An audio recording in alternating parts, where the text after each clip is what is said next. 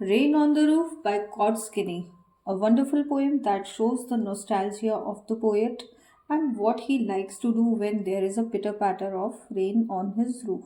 So, in this short video, we will do everything you need to know about the poem. We will cover summary, poetic devices, vocabulary, reference to context, short answer type questions, and one long answer type as well.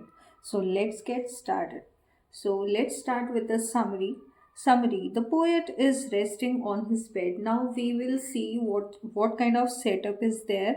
So he is in his cottage, in his house. He is resting on his bed. Suddenly he hears the sound of clouds and quietness all around disappears. So suddenly a change is there in the weather, and it is the sound of clouds, and he could see that the silence or the quietness of the environment is disappearing.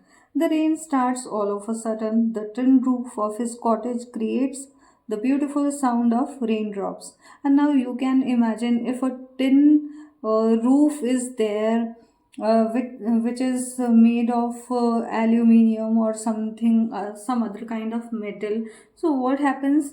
The sound of raindrops will be creating a very beautiful uh, voice, noise, and which is liked by poet. The sound of rain echoes in the heart of the poet, and he remembers number of things. So he feels nostalgia. Many of the things related with his past are coming in his mind. Some of his memories are sweet and some are sad. So it's a combination of both. The poet receives the sound of rain as a bliss. So he was so delighted, and it was a very beautiful kind of happening in his life. He remembers his childhood and sweet love received from his mother. Now, as we see that many of the things are coming in his mind, so one of the things is sweet love which he used to receive from his mother when he was a child. He is lost in varied ideas and feels the presence of his mother. And varied ideas are coming, and he is feeling the presence of his mother. Now let's understand the rhyme scheme of the poem. So the rhyme scheme that is followed in the poem is A B C B D E F E. So line number 2 is rhyming with line number 4, and line number 6 is rhyming with line number 8. Now let's see the poetic devices. Alliteration. Alliteration is a repetition of first consonant sound in neighboring words. So maybe the words will come one after the other in a single line, or even after some gap, but in a line only. So it connects the lines and keeps the sonnet flowing. So what's the beauty of alliteration? That it connects the lines and keeps the sonnet flowing. Let's see the examples which are used in the poem. When the humid shadows hover. So you can see that H or consonant sound H is repeated in humid and hover. Next is over all the starry spheres. Now the S sound is repeated in this line. Press the pillow, repetition of P sound. Cottage chamber bed. So the sound of C is repeated. Lie listening, sound of L. Okay. So okay. So by mistake I have written I, whereas it is L. Now, the second poetic device is imagery. Imagery, it uses vivid and expressive language to evoke pictures or feelings.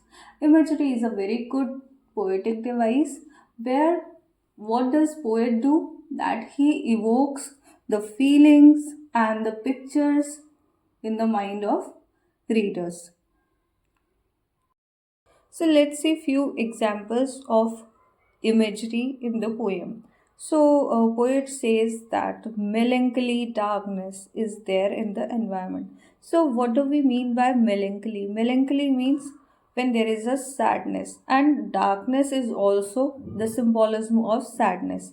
So we can have the image or picture in front of our eyes what kind of darkness was there in the sky, And next example is of rainy tears.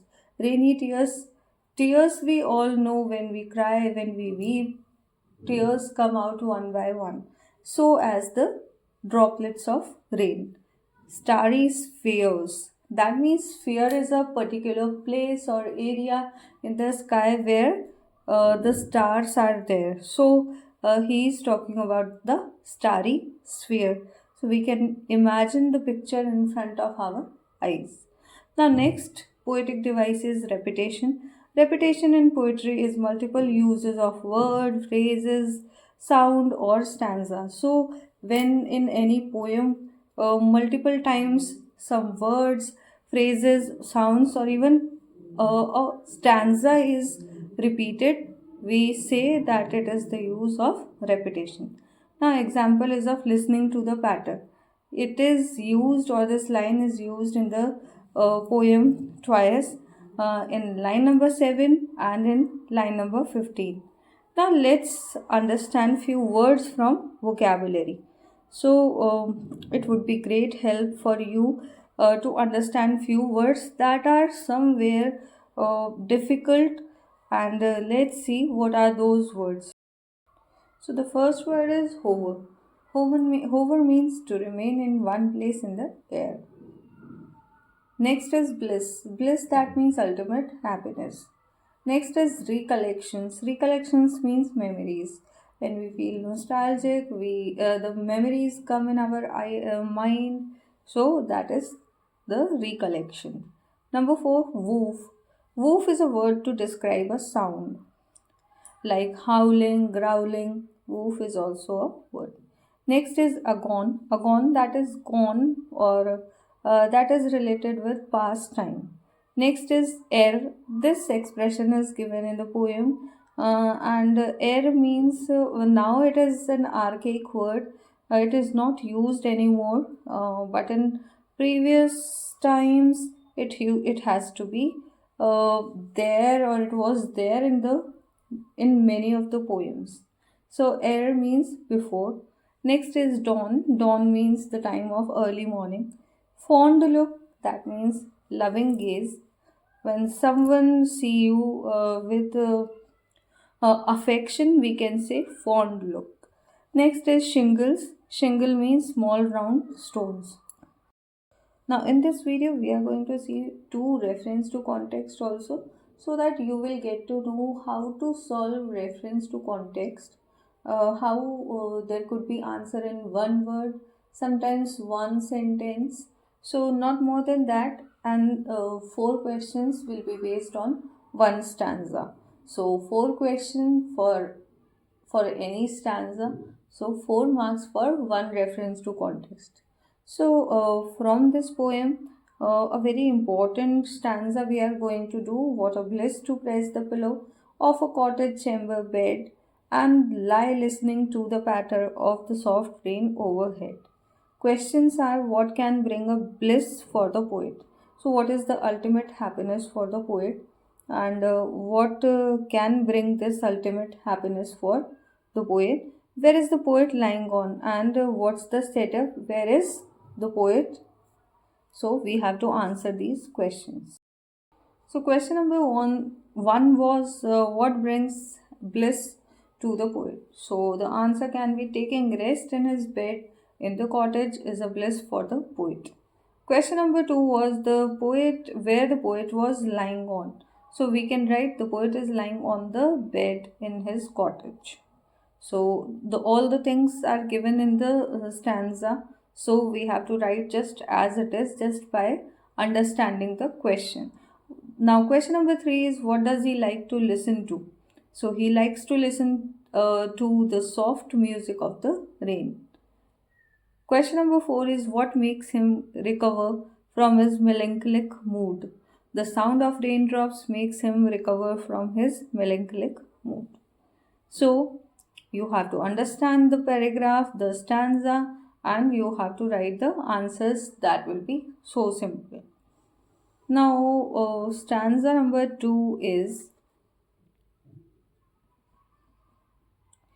oh, I feel her fond look on me as I list to this refrain which is played upon the shingles by the patter of the rain. Questions are: what does the poet feel?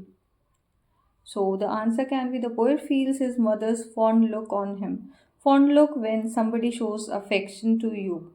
So he could recollect, he could remember that how his mother used to give a fond look on him.